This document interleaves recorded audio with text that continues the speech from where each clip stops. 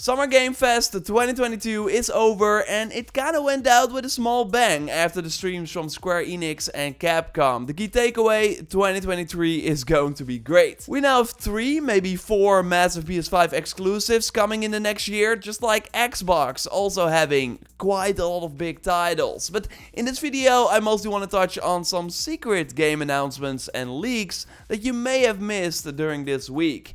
Also a new PS5 controller leaked and way more. Just a ton to go over. If you like these big Sunday videos, then leaving a like on the video would really be awesome. Subscribe, because every Sunday I post a big rumor and news roundup video like this. And let's go. We just learned that a new Just Cause game is in development, according to Square Enix. It will likely be different compared to previous titles though. Square Enix namely notes that they've looked at their studio and their title portfolio from the perspective of stepping up their offering of online titles that we develop for the North American and European market. So basically meaning that all their non-Japanese games will look more at multiplayer and live service online components, which would include Just Cause.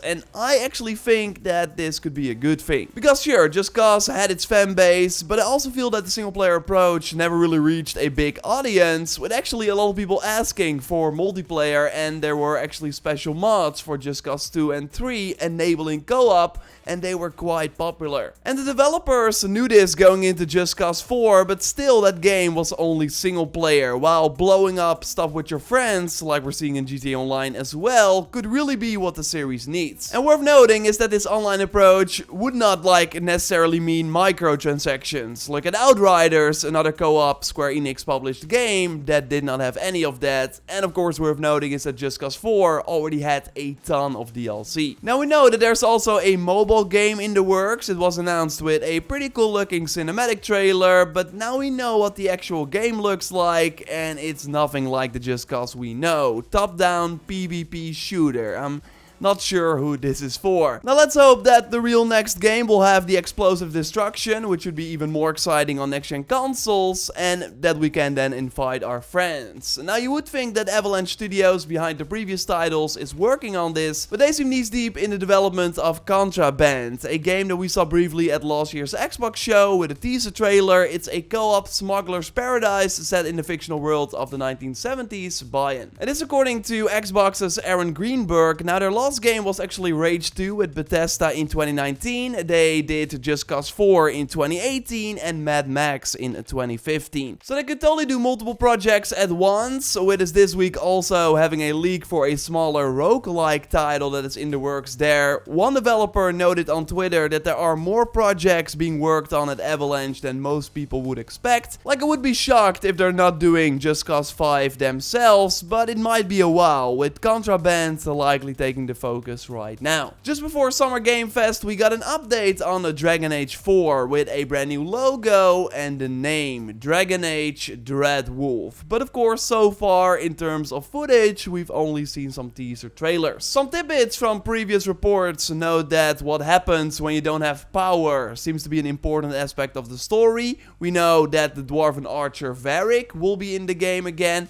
and the game will have a brand new protagonist. But yeah, not much else is known. In the new blog post, they mentioned that while the game won't be releasing this year, we are growing closer to the next adventure, and there was always this rumor that the title was in a very good shape and on track for a 2023 release. EA during their recent financial call hinted at this as well. So yeah, holiday November 2023 is likely the target, which would be 9 years after Inquisition, but we will already see more of the game later in the year. I would bet Game Awards in December, but we will have to wait and see. Remember this game, Lollipop Chainsaw? It launched 10 years ago on PS3 and Xbox 360. I didn't even know James Gunn worked on it. Turns out that it's the only game he ever did. Well, now the CEO of the previous publisher for the game started a brand new company, Dogma Games, and he just tweeted in Japanese and English that the title will be back. So it's not clear if it will be like a re-release, as it's kind of impossible to play the game right now on newer hardware. But yeah, the game where you play a cheerleader who has to save her school from a zombie invasion is not that after all, so we will see more of it in the future. Also pretty wild, Fallout 5 was casually confirmed by Todd Howard in an interview with IGN. We already did a big video on the Starfield gameplay that was of course revealed during Summer Game Fest, and the many details that were talked about after the reveal. You can check that video out via the link in the video description. So when this game ships in the first half of 2023, they will move on to Elder Scrolls 6. And I had to look this up, but the Elder Scrolls 6 announcement trailer is from 2018, 4 years ago. And we just learned that the title is still in pre-production. So it will go in full production after Starfield released, and then after they finish Elder Scrolls, they will work on Fallout 5. Starfield began development in 2015 and is now launching 8 years later.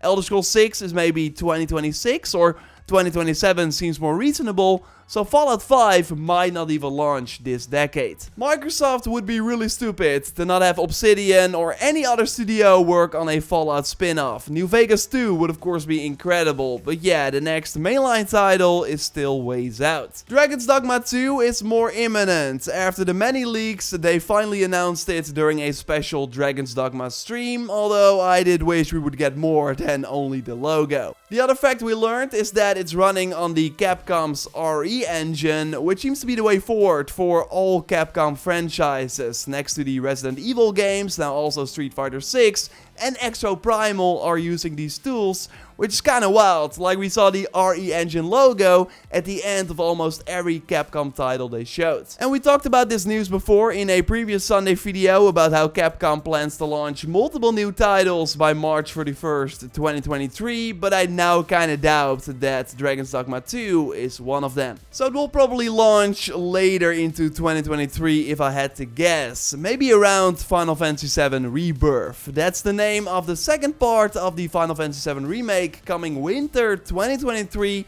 only for PS5. First, it was still unclear, but we now learned that there will be 3 parts of the 7 remake in total, but maybe more surprising is that we also get a Crisis Core Final Fantasy VII Remaster at the end of this year. So this is coming to every platform, including Switch, but it's still interesting that they call it a remaster, because comparing the old PSP footage from 2007 to the new trailer they just showed, it looks more like a remake to me. But I guess it's just them saying that we shouldn't expect the same level of improvements and changes compared to what we saw with the regular Final Fantasy VII Remake. But yeah, I'm looking forward to playing this. It's quite a surprise that we have a Final Fantasy game this year after all. Okay, winter could of course also mean early next year. It's kind of weird to say winter, you're implying that it's coming this winter, this year, but higher chance that it's actually early next year.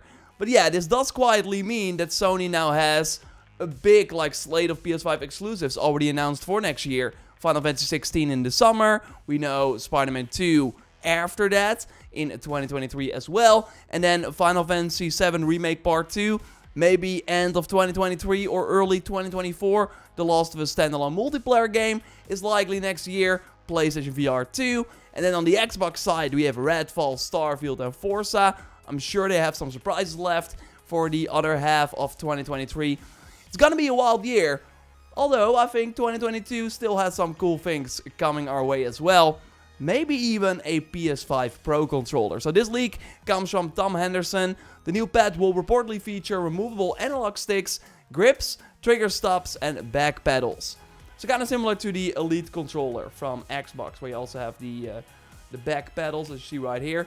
I can remove the analog stick like this, but it seems that on the PS5 Pro controller, buttons under the analog stick are set to allow users to remove the analog stick unit completely. So again, I can only remove them like this, but if you then, for example, have analog stick drift or something, you could on this potential new PS5 Pro controller remove the analog stick altogether, which is pretty wild. There were some PS4 Pro and sort of controllers. I used this one for quite a bit. It had multiple settings, so you could quickly switch between them. Tom Henderson is a credible leaker. He also noted that at the end of this month we might see hardware announcements from Sony. Could be this controller, could be something else. And Corey, out of nowhere, is back on Twitter just when we have rumors that a God of War Ragnarok release date is planned for the end of June. I'll be following it here. I really hope it happens. So subscribe to miss nothing, and for more of these Sunday videos, a like on the video would of course really help me out. And check out our previous video on the Xbox and Bethesda show with some of the awesome games they announced there that are, by the way, mostly also coming to PlayStation. For now, I will speak to you soon. Goodbye.